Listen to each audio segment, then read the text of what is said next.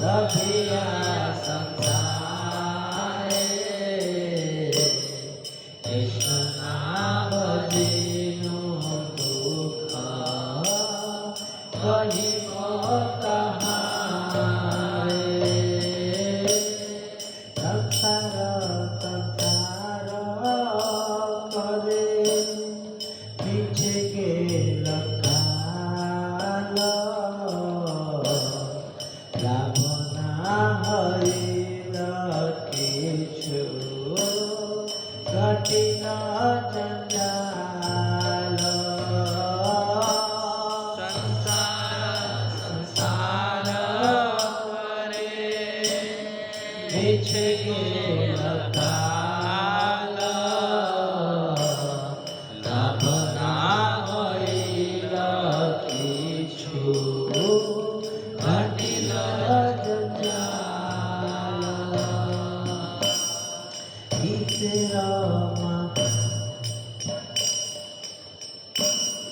किसरा संसार छाया बाजी पाया इहाते ममता करी वृथा दिन जाय संसार छाया बाजी पाया इहाते ममता करी वृथा दिन जाय हे देह पतन हले नीरवे आमार केह सुख नाही दिबे पुत्र परिवार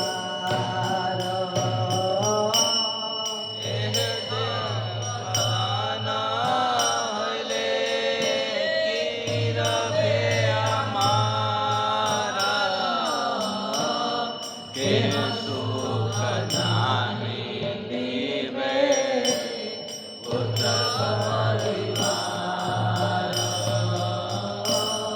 जगतेर मत यामी करि परिश्रम तार লাগিতে তরি নাগুছিল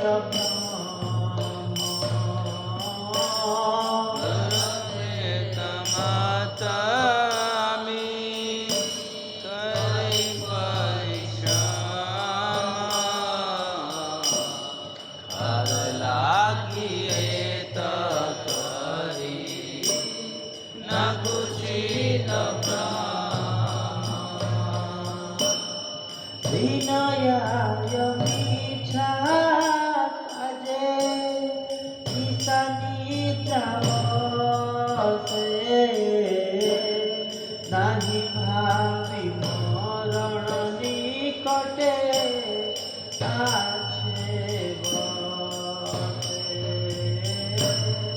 विनयाय मिछा काजे निशानिता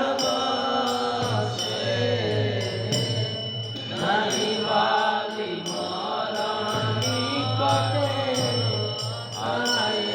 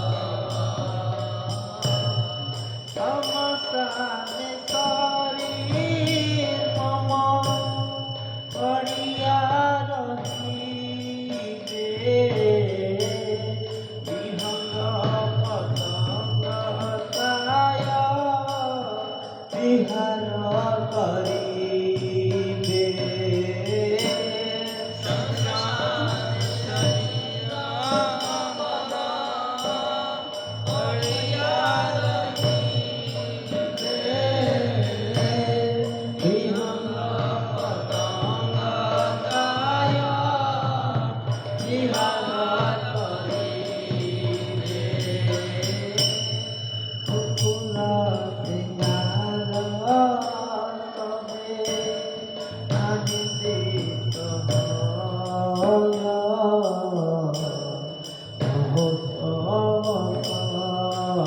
করিবে আমার দেহ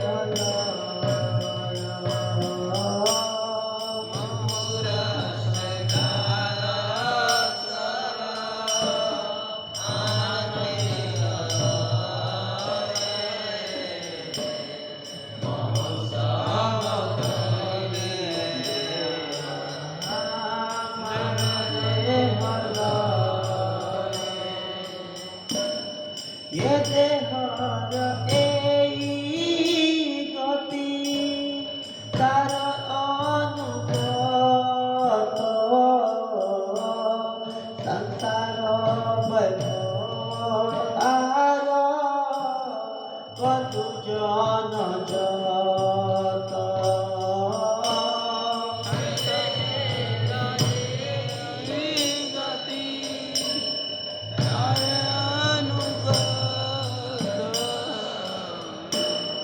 সংসার বৈভব কত জন অতএব মায়া মত ছাড়িব বুদ্ধিমান নিত্য তত্ত্ব কৃষ্ণ ভক্তি করুণ সন্ধান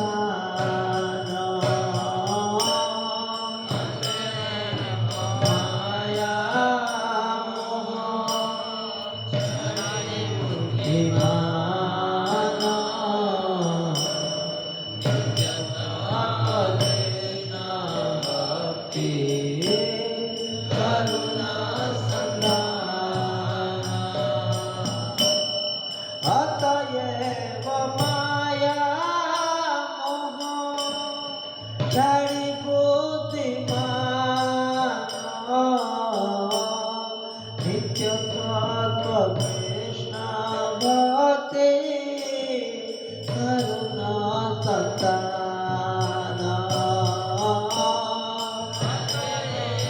মায়া মোহ ছাড়ি বুদ্ধিমান নিত্য তত্ত্ব কৃষ্ণ ভক্তি করুণা সন্ধান Hare Krishna, Hare Krishna, Krishna Krishna, Hare Hare, Hare Rama, Hare Rama, Rama Rama, Hare Hare, Hare Krishna, Hare Krishna, Krishna Krishna, Hare Hare, Hare Rama, Hare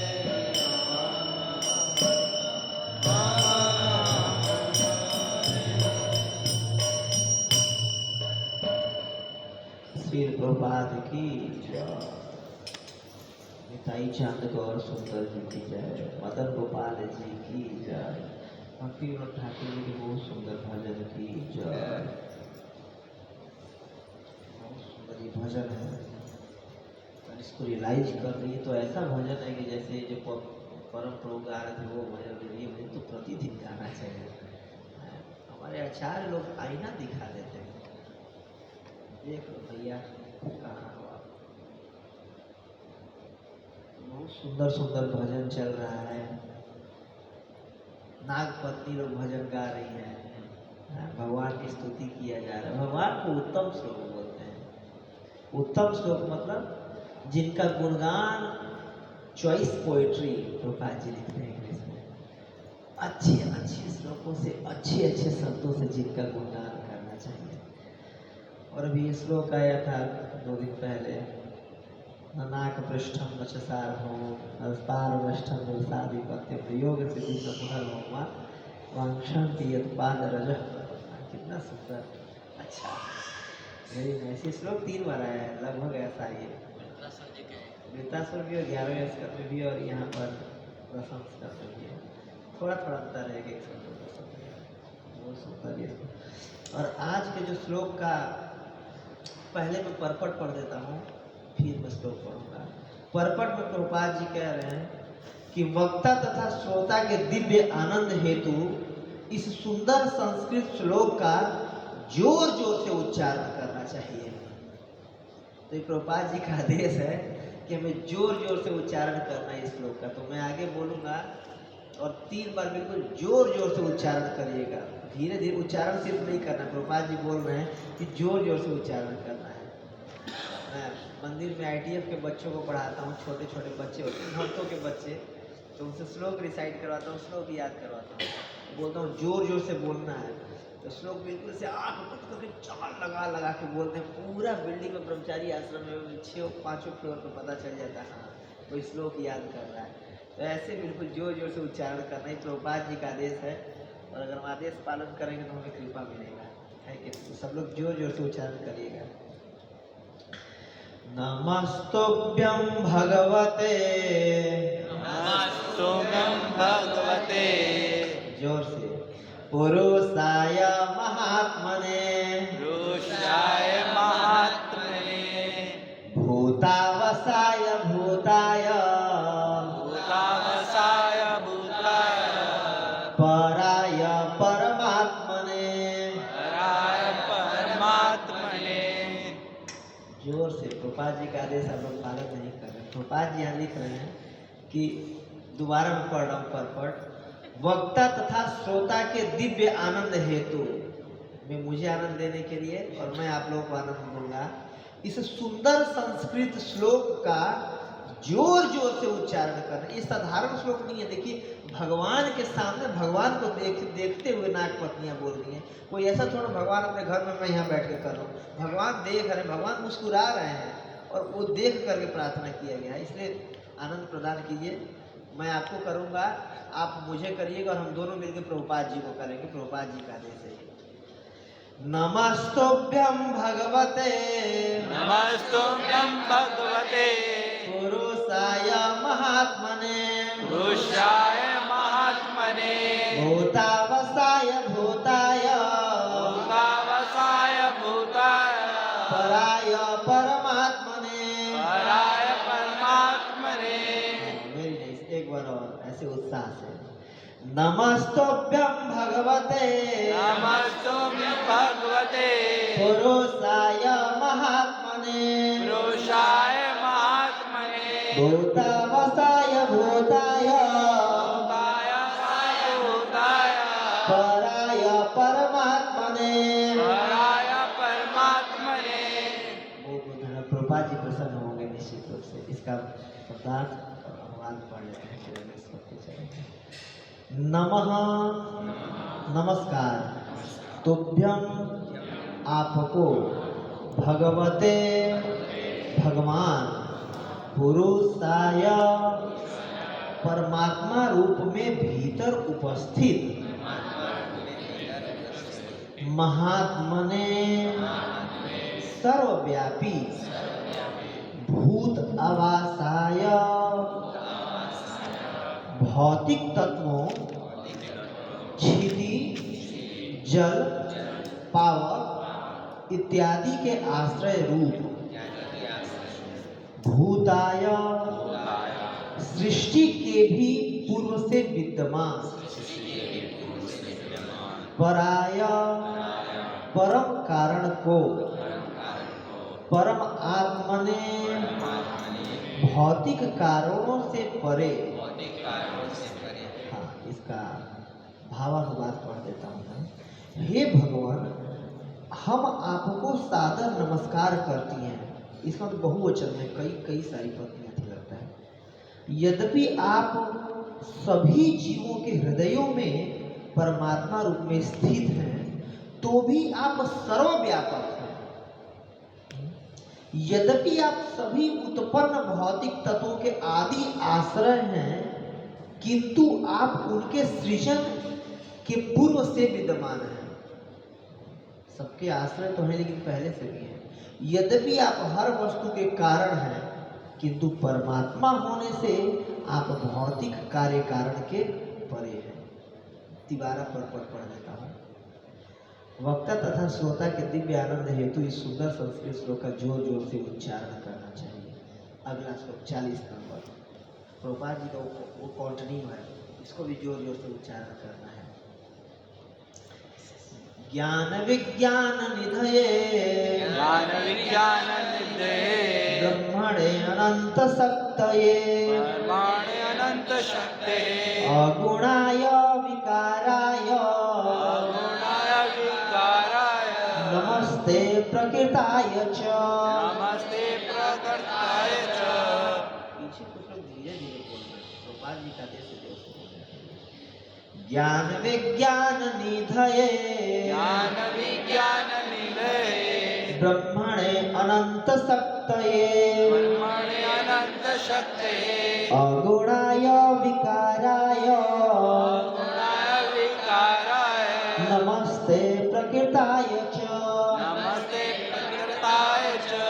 ज्ञान विज्ञान निधये ज्ञान विज्ञान निधये ब्रह्मणे अनंत शक्तये ब्रह्मणे अनंत शक्ते अगुणाय विकाराय अगुणाय विकाराय नमस्ते प्रकृताय च। नमस्ते प्रकृताय च। एकांत लोग उच्चारण करें जरा जोर से।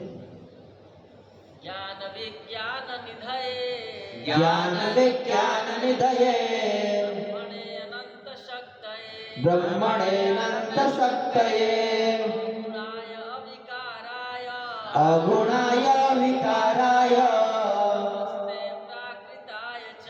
नमस्ते प्रकृताय च।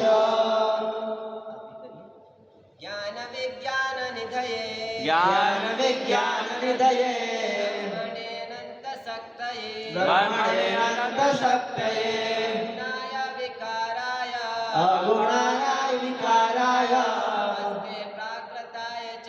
नमस्ते प्रकृताय च। माता जी में कोई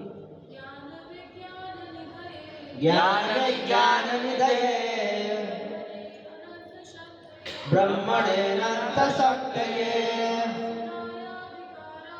अगुणाय विकाराय नमस्ते प्रकृताय च। ज्ञान विज्ञान निधये ब्रह्मणे अनंत शक्तये अगुणाय विकाराय नमस्ते प्रकृताय च। बहुत बहुत सुंदर, बहुत अच्छा लगा। कोई और बोलना चाहे आप प्रभुपाद जी की प्रशंसा के लिए? ज्ञान विज्ञान निधये ब्रह्मणे अनंत शक्तये अगुणाय विकाराय नमस्ते प्रकृताय च। ज्ञान विज्ञान निधये ज्ञान विज्ञान निधये ब्रह्मणे अनंत शक्तये ब्रह्मणे अनंत शक्ते गुणाय विकाराय अगुणाय विकाराय नमस्ते प्रकृताय च। नमस्ते प्रकृताय च। बहुत बहुत धन्यवाद।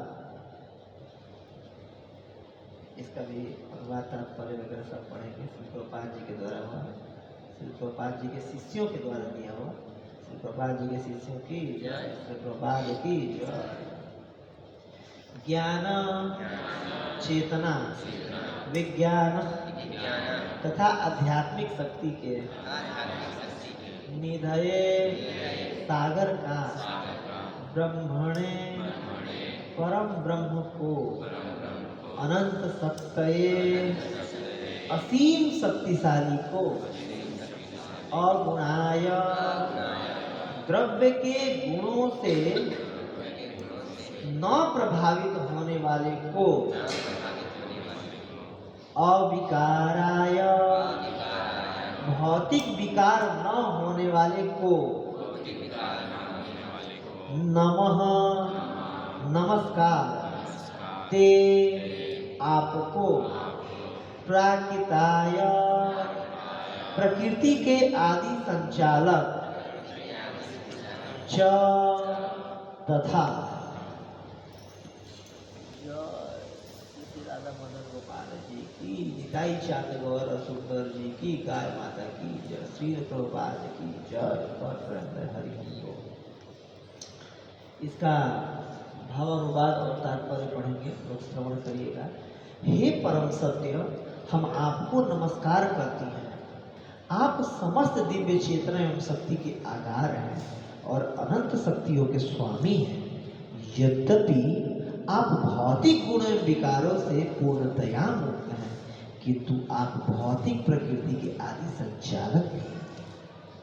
तात्पर्य इस प्रकार है, जो लोग अपने को बौद्धिक दार्शनिक तथा मिलनसार मानते हैं, उन्हें यह ध्यानपूर्वक जान लेना चाहिए कि परम सत्य या भगवान समस्त ज्ञान तथा चेतना के सागर हैं।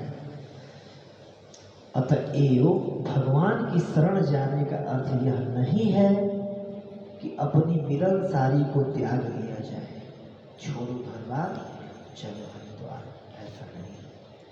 प्रत्युत इसमें तो मनुष्य मिलनसार तर्क बुद्धि ज्ञान के सागर में लीन होता है। भगवान समस्त ज्ञान तथा विज्ञान के सिद्धि हैं। केवल स्यालु तथा शूद्र आशय व्यक्ति ही इस स्पष्ट बात से इनकार करेंगे। पढ़ दिए हैं और प्रार्थनाएं भी बहुत अच्छा है। प्रार्थना कर लेते हैं, फिर प्रार्थनाओं पे और प्रार्थना पूर्वक कुछ चर्चा करने का प्रयास करेंगे। ओम अज्ञानतिमिरन्धस्य ज्ञानञ्जनशलाकया चक्षुरुन्मिलितं येन तस्मै श्रीगुरवे नमः। श्रीचैतन्यमनोभीष्टं स्थापितं येन भूतले स्वयं रूपा कदा मह्यं ददाति स्वपदान्तिकम्। वन्देऽहं श्रीगुरुः श्रीयुतापदकमलं श्रीगुरुन् वैष्णवांश्च श्रीरूपं साग्रजातं सहगण रघुनाथामितं तं सजीवं सावधूतं सावधूतं परिजनसहितं कृष्णचैतन्यदेवं श्रीराधाकृष्णपादान् सहगण ललिता श्रीविशाखान्वितांश्च। हे कृष्ण करुणा सिन्धो दीनबन्धो जगत्पते गोपेश गोपिका कांत राधा कांत नमस्तुते। तप्त कांचन गौरांगी राधे वृंदावनेश्वरी वृषभानुसुते देवी प्रणमामि हरिप्रिये। वाञ्छाकल्पतरुभ्यश्च कृपा सिन्धुभ्येव च पतितानां पावनेभ्यो वैष्णवेभ्यो नमो नमः। जय श्री कृष्ण चैतन्य प्रभु नित्यानंद श्री अद्वैत गदाधर श्रीवासादि गौर भक्तवृंद।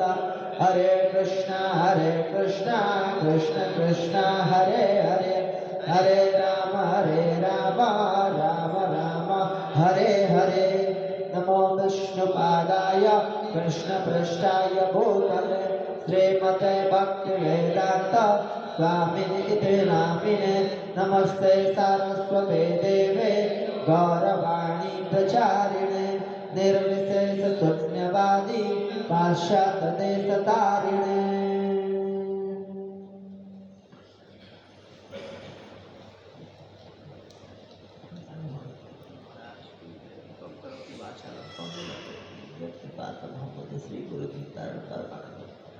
माधवम श्री चैतन्येश्वरम। गुरु कृपा से लगड़ा व्यक्ति भी पहाड़ डाक सकता है, गुफा व्यक्ति वचाल बन सकता है। वैसे गुरु की कृपा की मैं याचना करूँगा और यहाँ पर समस्त वैष्णव के चरणों में प्रार्थना करते हुए याचना करूँगा आशीर्वाद है, ताकि हम दिव्य विषय वस्तु पर चर्चा करने का प्रयास कर सकें। हरे कृष्ण।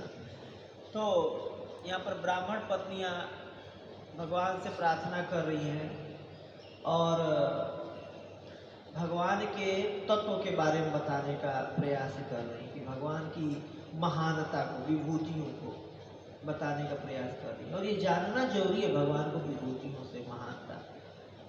कविराज गोस्वामी जी लिख रहे हैं ना, सिद्धांत बलिया छिते न करे आलस, यहाँ आते कृष्ण लागे सुदृढ़ मानस। कि जितना ज्यादा सैद्धांतिक रूप से हम समझेंगे कृष्ण को, तात्विक रूप से समझेंगे कृष्ण को, उतना ज्यादा हमारा विश्वास, हमारा फेथ बढ़ेगा कृष्ण पे, और उतना आसान होगा कृष्ण को सरेंडर करना, और उतना ही आसानी से हमारा चित्त कृष्ण में लगेगा। क्योंकि हम सब किसी महान व्यक्तित्व को सरेंडर करना चाहते हैं, अच्छा लगता है उसके बारे में सुनना, उसके चरित्र के बारे में सुनना, है कि नहीं? तभी तो इतने सारे मैन करके हॉलीवुड में पिक्चर आते हैं, बैटमैन और क्या क्या, आयरन मैन, स्पाइडर मैन, कौन सा मैन, कैप्टन अमेरिका, क्या क्या, ये सब मैन आते हैं, मार्वल्स का मूवी आती है। क्योंकि बड़े बड़े जो मैन लोग हैं, इनके बारे में सुनना कि कोई बहुत बड़ा कार्य कर दे, अमानविक कार्य कोई कर दे, मतलब कोई महान व्यक्ति है, उसके बारे में सुनना और देखना। बहुत पहले पिक्चर आया था क्रिस, उसमें बहुत बड़ा बड़ा कार्य कर देता था जो उसका हीरो था, तो सारे लोग उसको हो गए थे, फैन हो गए थे, बिल्कुल फैन कूलर ऐसी हो जाते हैं ऐसे लोग जो कुछ महान काम करके दिखा दे इस जगत में। हम और इस जगत में भी देखते हैं, कोई किसी के मन की बात जान लेता है, ऐसे बहुत लोग हैं महात्मागण, तो उनके हम फैन हो जाते हैं, लगता है भाई कितने महान शक्ति है इनके अंदर, मन की बात जान जाते हैं, पहले ही लिख के रख देते हैं ये कितना महान इनके अंदर गुण है भी, ऐसा नहीं है। तो कोई ऐसे व्यक्ति के अंदर ऐसे कुछ महान गुण होते तो हम आकर्षित हो जाते हैं उससे, है कि नहीं? चमत्कार को नमस्कार ये बोलते हैं ना। तो वैसे भगवान में भी अनंत गुण है, और जब इन गुणों को जानेंगे, इन तत्वों से जब जितना ज्यादा कृष्ण को तत्व से जानेंगे, उतना ज्यादा लीलाओं को रियलाइज करना आसान हो जाएगा, लीलाओं को तत्व से समझना आसान हो जाएगा। नहीं तो जैसे भगवान जो लीला वगैरह करते हैं उसको हम साधारण मर्त बुद्धि से अगर देख करके हम जो उसको चीप ले सकते हैं, सहेजिया मतलब जिसको बोलते हैं, सहज ले सकते हैं। जैसे भगवान की जैसे भी कालिया के ऊपर नृत्य कर दिए भगवान, तो कोई सोचे कैसे सांप के सर पे कोई नाच सकता है, वो भी कैसा स्टेज था। मतलब एक होता है ना कि एक कहावत, नाच ना आवे आंगन टेढ़ा, ऐसे करके कुछ कहते हैं कि, और भगवान टेढ़ा आंगन नहीं था, वो आंगन ऊपर नीचे का था, ऊपर फिसलन हो रही थी, उसका खून निकल रहा था, पानी में से निकल के आया था, फिसलन हो रही थी, और एक सर में मारते थे नीचे होता था, तब तक दूसरा से काटने को सोचता था, ऊपर नीचे आंगन था, और ऐसे में भगवान नाच रहे हैं। कितना एक्सपर्ट डांसर होंगे, कैसे कोयल की वो लिपट के रखा 2 घंटे तक पानी में, 2 घंटे पानी में रह जाओ, कोई नहीं रह पाएगा। तो इसको सुन करके अब लग सकता है मतलब कोई हल्के में भी ले सकते हैं, या फिर आगे रासलीला वगैरह का चीज आएगा तो उसको भी सुन करके कि भगवान बताओ दूसरों की लड़कियों को रात में बुला करके नाच रहे हैं, भगवान ये कोई कैरेक्टर है।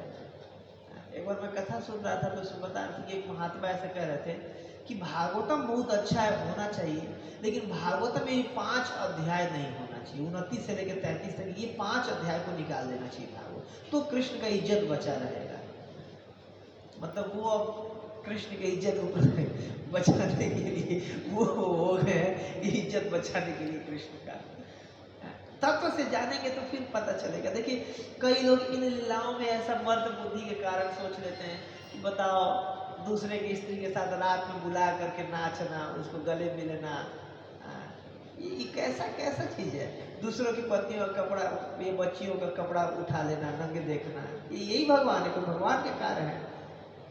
बहुत सुंदर इन श्लोकों में नाग पत्नियां भगवान के गुण बता रही है, तो लोग हल्के ले लेंगे। देखिए अगर सच में इन लीलाओं में या इन क्रियाकलाप में रंच मात्र भी अगर भौतिकता का आवेश लक्षण अगर रंच मात्र भी होता, तो ये चौथे दिन कथा चल रही है ना, 7 दिन का मरने का उनको श्राप मिला हुआ था कि भाई 7 दिन बाद तक्षक डस लेगा और आप हरिबोल हो जाएगा, और 3 दिन बीत चुका है, वो चौथा दिन है ये, और चौथे दिन ये कथा सुना रहे हैं उनको बैठा कर, क्या हो रास में सुनाते हैं कैसे गोपियां रात में बेचैन हो गई, कृष्ण बुला रहे थे।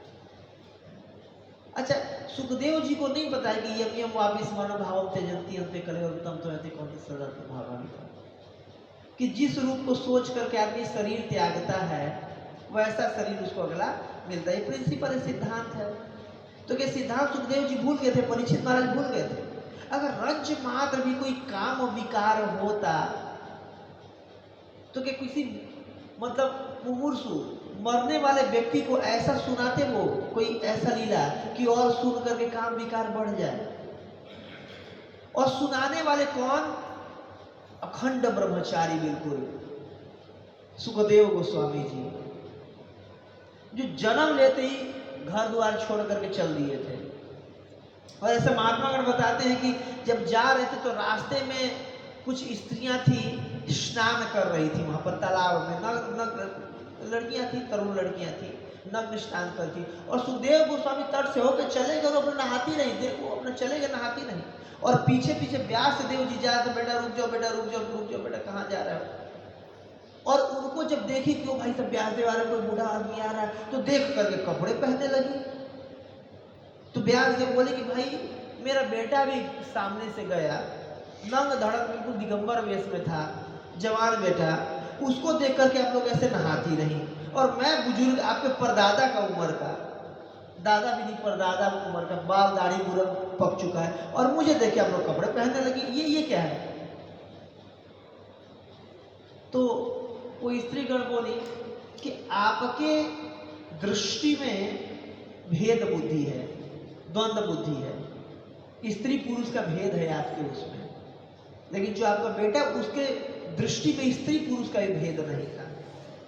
जैसे कोई अगर माता का छोटा बच्चा रहता है गोदी में 6 महीना 8 महीना साल भर का, तो वही माता उसको स्तन पिलाती है, बच्चे का सब सेवा करती है। और वही जब बच्चा बड़ा हो जाता है, जब जवान हो जाता है, तो वही माता उसे अपना शरीर ढकती है कि नहीं? क्यों? उसमें भेद बुद्धि आ चुका है। जो छोटा बच्चा था भेद बुद्धि नहीं था।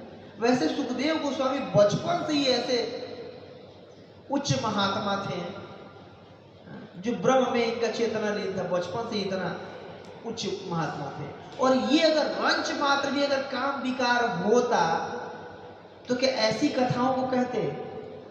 चौथे दिन वो भी, या भागवतम फर्स्ट कैंटो 9 चैप्टर में आता है, श्री भीष्मदेव जी जब शरीर त्याग रहे होते हैं तो आखिरी के श्लोकों में एक श्लोक पहले बोल रहे हैं, कृतम अनुकृतवत उन्मदान था, कि बिल्कुल उन्माद होकर के बलुहास कि ऐसे आप हंस करके गोपियों को आकर्षित कर रहे थे, और वो भी आपके प्रेम में इतना एक तरह से पागल हो गई उन्मदान कि कृतम अनुकृतवत, वो भी अपने को कृष्ण मान करके वो ऐसे करने लगे जैसे मैं कृष्ण ही हूं।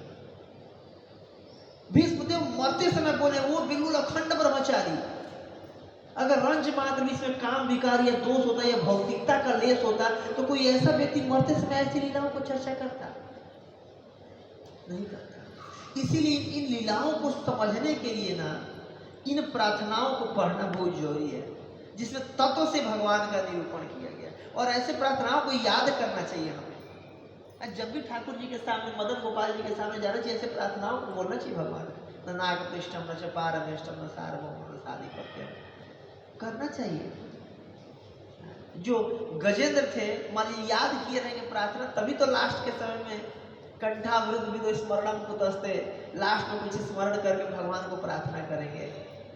गजेंद्र के बारे में आता जजाप जजाप परमम जाप्य प्राक जन्म अनुशिक्षितम, कि पिछले जन्म में जो याद किए थे वो उनको याद आया और वो पुकारने लगे भगवान ना करो, क्या बोले, प्रार्थना बहुत सुंदर सुंदर, ऐसी भगवान के गुण कीर्तन का प्रार्थनाएं हैं। क्या है? बहुत सुंदर सुंदर प्रार्थना है।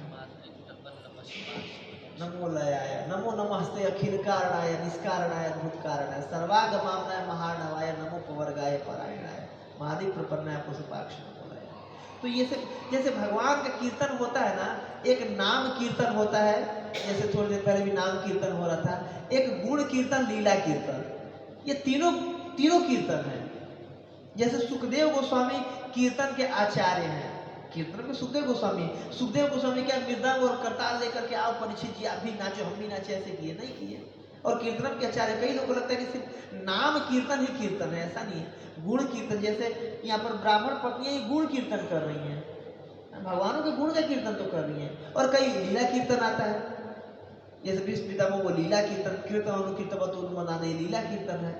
तो तीनों कीर्तन में आता है, गुण कीर्तन भी, लीला कीर्तन भी, नाम कीर्तन, तीनों कीर्तन में आता है। कीर्तन मतलब भगवान के कार्यों का गुणगान करना, भगवान को प्रसन्न करने के लिए। तो इस प्रकार जो ब्राह्मण पत्नियां बता रही हैं, ज्ञान विज्ञान निधये, कि जो भगवान समुद्र है, निधि हैं ज्ञान के और विज्ञान के। भगवान गीता में कह रहे वेदेश्व सर्व अहमेव वेद वेदांत कृत वेद विदेव चाहम, कि सारे वेदों का संकलन करता मैं हूं। और वेदों का क्या लक्ष्य है? कृष्ण को जानना।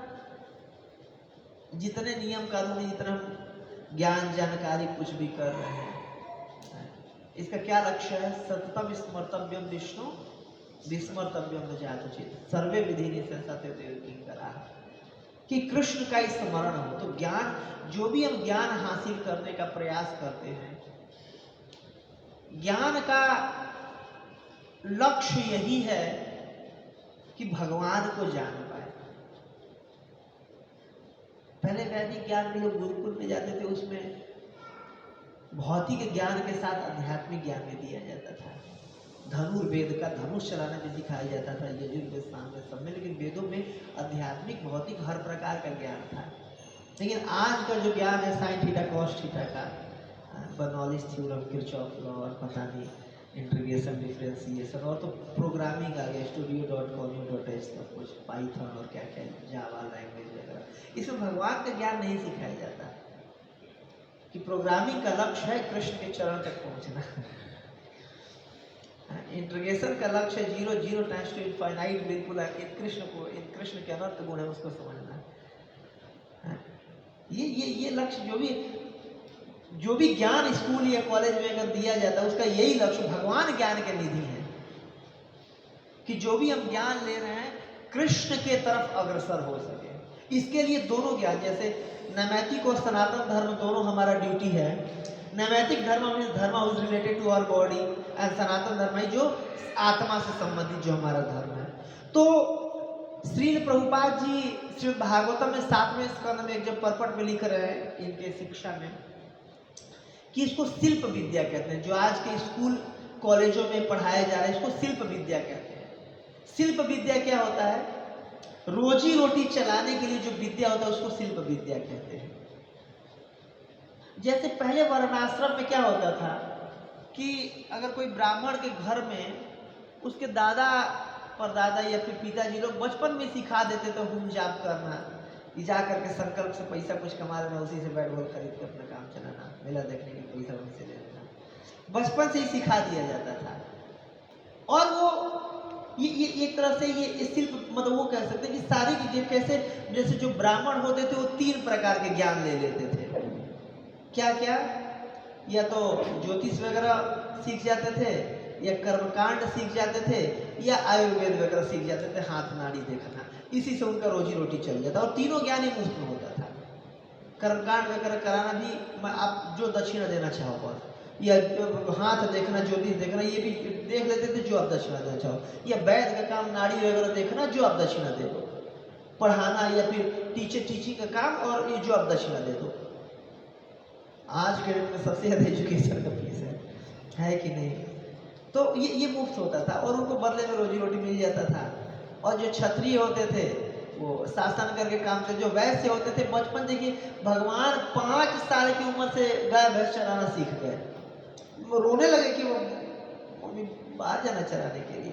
और जब तक 15, 16, 20 साल के होते थे, एक्सपर्ट गाय चराने वाले, एक्सपर्ट मतलब कृषि करने वाले बन जाते थे। आज के समय में जैसे 20 साल, 22 साल, 25 साल तक पढ़िए, फिर रिज्यूम लेके करीब में टेक्स कुछ नौकरी मिल सकता है क्या? रिज्यूम लेके लगाते रहिए कंपनी। ऐसा नहीं होता था वर्णाश्रम क्षेत्र में। और इसके साथ साथ जीवन को मूल्यों को भी सिखाया जाता था कि ठीक है, ये शिल्प विद्या के साथ साथ कैसे आध्यात्मिक क्षेत्र में भी आगे बढ़ना है, ऐसा प्रभुपाद जी लिख रहे हैं कि आज के समय के जो स्कूल और कॉलेज है वो कसाई खाना है। ये प्रभुपाद जी का एक लेक्चर में सुना, उनके वर्ड है, मेरे वर्ड नहीं। कसाई खाना से प्रभुपाद जी तुलना किए।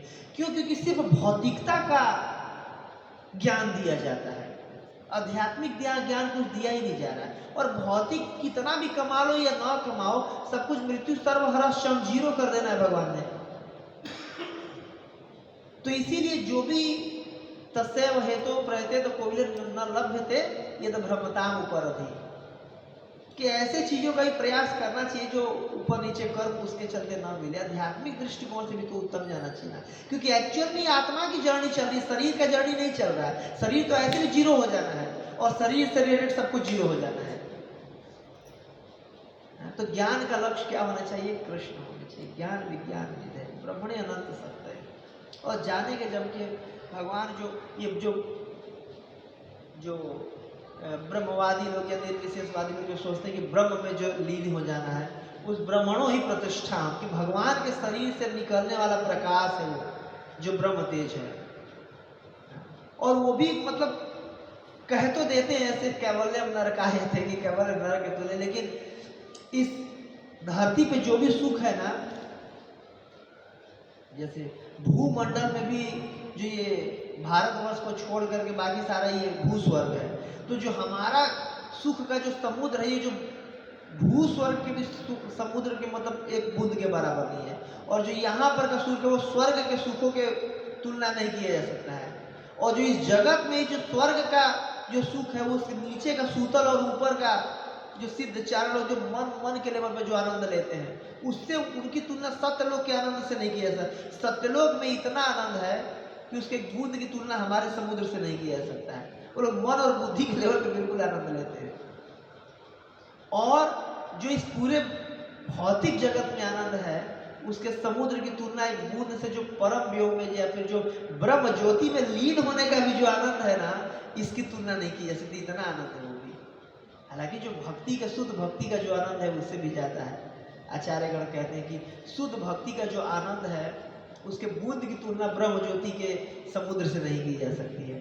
बट फिर भी अभी हमें पता ही नहीं, तो स्वर्ग का अगर सुख देखे ना तो ये हम छोड़ छाड़ के चलने को तैयार हो जाए, है कि नहीं? तो कितना ही आनंद होगा। तो भगवान उसको भी मतलब भगवान के शरीर से निकलने वाला प्रकाश है ये। सोचिए कितने महान भगवान महान हो। अनंत शक्ति, ये अनंत शक्ति को धारण करने वाले हैं भगवान। साहब जो थे हिरण्यकश्यपु जी, एक एक से वरदान मांगे कि ब्रह्मा जी से पूरा अपना दिमाग लगा कि मरना नहीं चाहता हूँ, न दिन में मरूं, न रात में मरूं, न सुबह में मरूं, न शाम में मरूं, आपके द्वारा बनाए हुए किसी आदमी से ही न मरूं। नहीं, एक काम करते हैं, इस सृष्टि के किसी व्यक्ति से ही न मरूं। जनवरी फरवरी या कोई सातों उसमें ना मरूं। अजीब सा वरदान।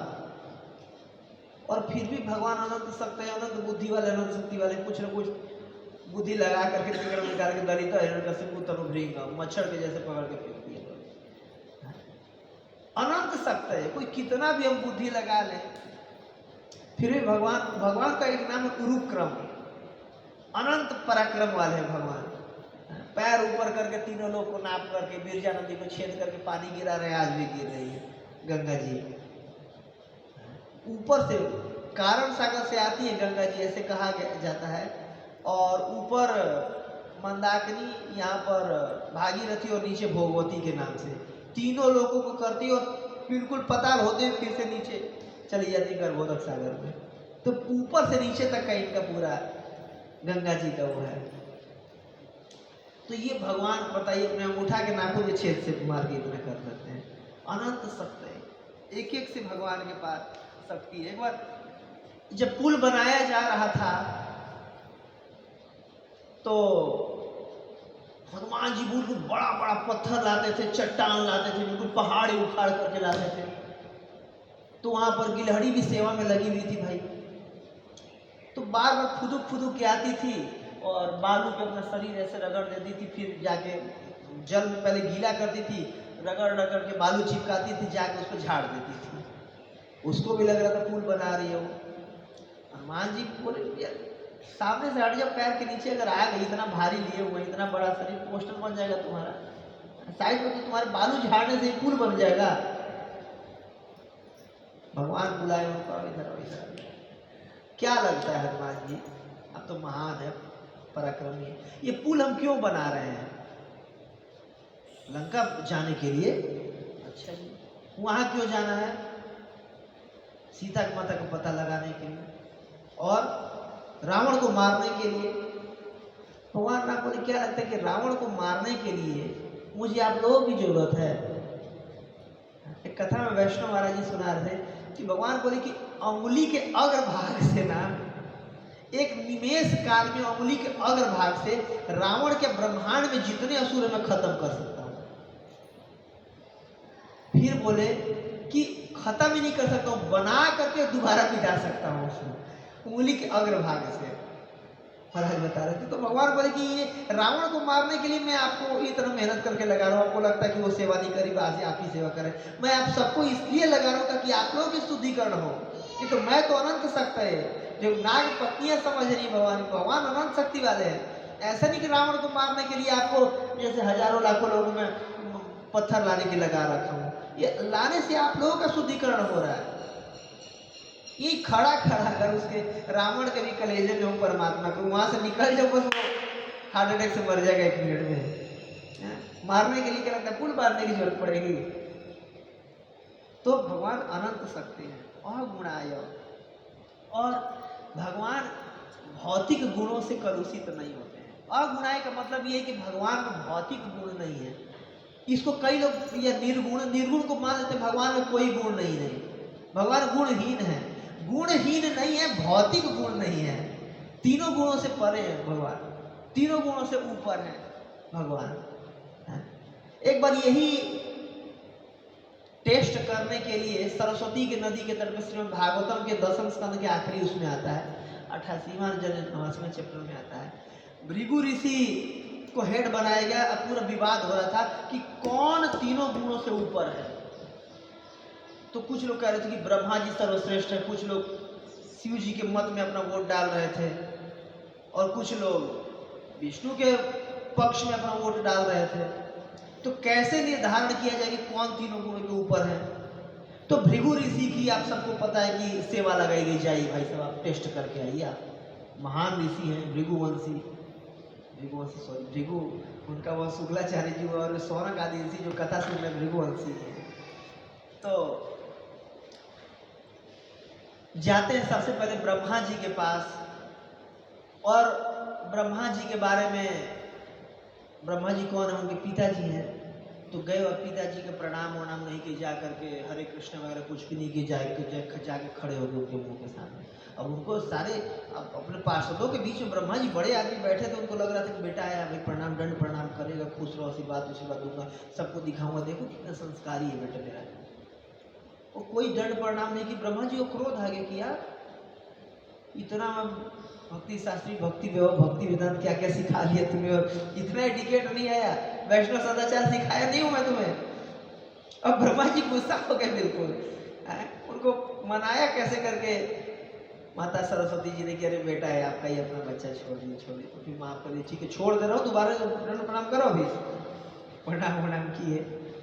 बाद में फिर टेस्ट लेने के लिए गए शिव जी के पास। शिव जी बिल्कुल देख करके खड़ा हो गए कि अरे भाई आया है, बहुत दिन बाद आया है, आओ भाई गले लगो। शिव जी अपने उसके ऊपर से उठ गए, बिल्कुल गले लगाने के लिए दोनों हाथ कर लिए, बिल्कुल आगे बढ़ गए, आओ बहुत दिन बाद भाई आया है, भाई हम भी ब्रह्मा जी के बेटे, ये ब्रह्मा जी का बेटा, छोटा भाई आया है, हम बड़ा भाई। और जियो पास है, शिव जी बोले हट रहो कि नहीं, गंदे व्यक्ति कहीं के, शमशान का राख लगा के रखे, हमारे जैसे ब्राह्मणों को छू करके अशुद्ध करोगे, बबूद लगा रखा है, डोब तू लड़ो अशुद्ध कर दोगे, देखने मात्र से मैं तो अशुद्ध हो जा रहा हूँ, छूने की बात कर रहे हो। बाप रे बाप, शिव जी बोले कि बोले ही नहीं, वो तो कुछ तुरंत त्रिशूल हाथ में ले करके तैयार हो गए मारने के लिए। इतना बेइज्जती बताओ पब्लिक में, वो भी मैडम भी साथ में है, भाभी जी की, उनके सामने बेइज्जती हो गई इतना, बिल्कुल कैसे करके चरण पे गिर करके प्रभुपाद जी लिख रहे हैं कि पार्वती जी तीनों गुणों के स्वामिनी है, तो गुण करके उन तीनों गुणों को कंट्रोल करने वाली है, तो उनको प्रार्थना करके रिक्वेस्ट करके मनाई। इसके बाद फिर मान गए, शिव जी बोल दी क्षमा कर दे रहा हूँ, आज के बाद ऐसे करके फिर गए वहां से टेस्ट करने के लिए, कहाँ पे, भगवान विष्णु के साथ पास गए, और वहां पे गए तो भगवान अपने शेष सैया पे आराम से लेटे हुए थे, ऐसे करके सोने का भी सुख है, अच्छा है। तो सो करके और भगवान चिंतन कर रहे थे। दरबसाई विष्णु का एक मंदिर है दक्षिण भारत में, भगवान ऐसे लेट करके चिंतन करते हैं, पता है क्या, हमारे जैसे बद्ध जीवों को कैसे निकाला जाए, खुद जाया जाए या आचार्यों को भेजा जाए, शुद्ध भक्तों को भेजा जाए, कैसे निकाला जाए।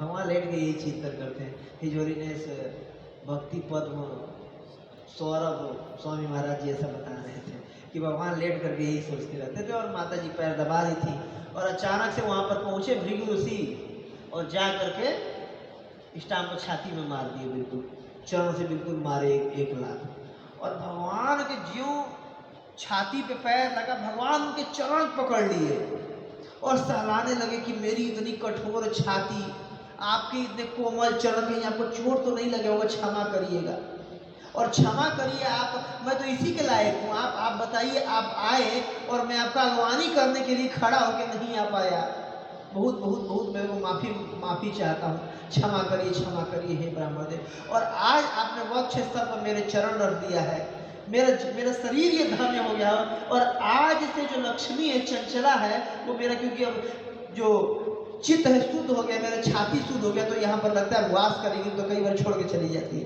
तो मेरा चित्त शुद्ध हो गया है आपके चरण रखने से। ये 3 स्टेटमेंट भगवान दिए, उनके चरणों को पकड़ के और मसाज करने लगे।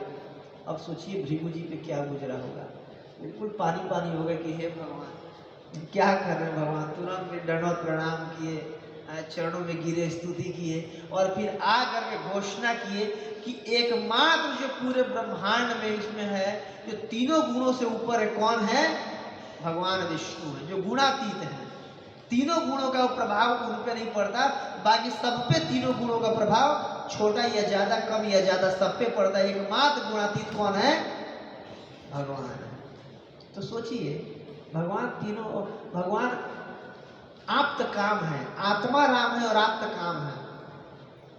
आत्मा राम है कि अगर भगवान को कुछ आनंद लेना है तो खुद ही, मतलब अपने आप से आनंदित है भगवान, दुख नहीं है। और अगर कुछ इच्छा हुआ भी तो आप्त काम है, अपने आप से उनकी इच्छा पूर्ण हो जाएगी।